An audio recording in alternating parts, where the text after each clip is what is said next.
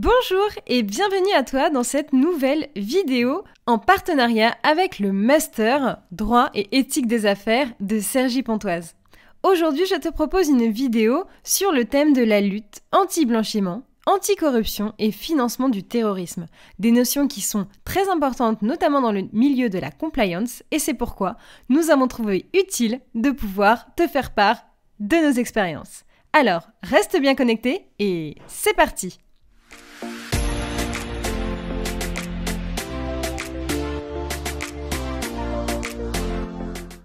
Pourquoi lutter contre la corruption et le blanchiment d'argent, le financement du terrorisme au sein des entreprises?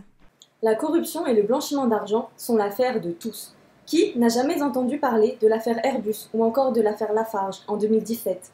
En réalité, une entreprise sur deux est confrontée à des faits de corruption. La corruption peut alors prendre différentes formes, plus ou moins insidieuses, rendant sa détection difficile. Pendant longtemps, de nombreuses pratiques ont été assimilées à des gestes commerciaux, alors qu'il s'agit en réalité de corruption. Par ailleurs, les conséquences pour une entreprise impliquée dans des faits de corruption ou de blanchiment sont dramatiques. Outre les conséquences financières, le risque réputationnel est très grand. Comment une organisation peut-elle prévenir les faits de corruption et de blanchiment d'argent ou encore de financement du terrorisme?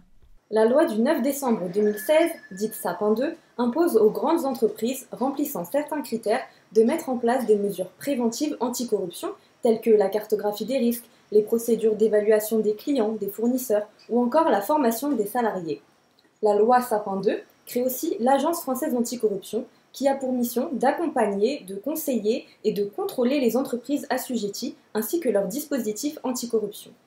En outre, certains professionnels, notamment les professionnels d'assurance, de banque ou intermédiaires immobiliers, ont une obligation de vigilance sur leurs clients dès l'entrée en relation d'affaires.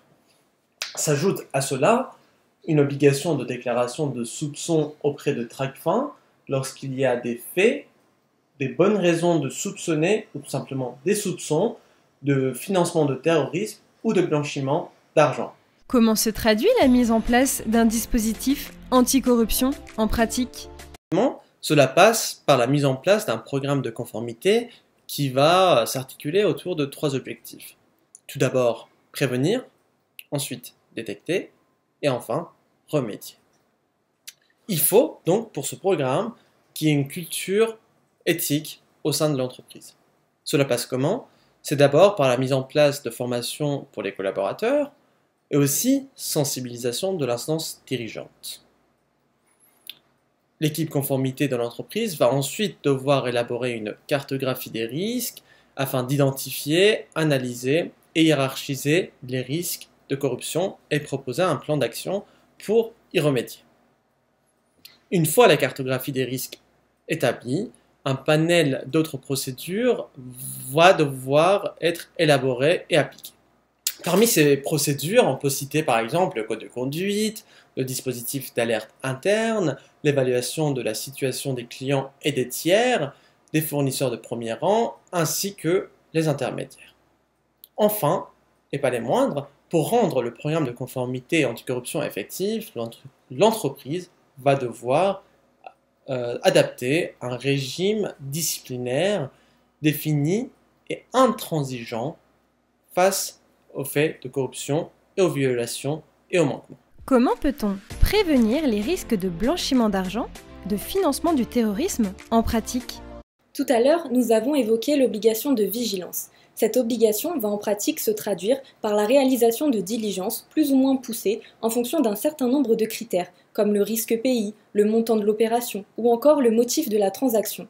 Cette procédure de diligence, appelée KYC ou KYS, a pour finalité de s'assurer de l'identité du fournisseur, client et intermédiaire et d'appréhender le niveau de risque qu'il représente pour l'entreprise.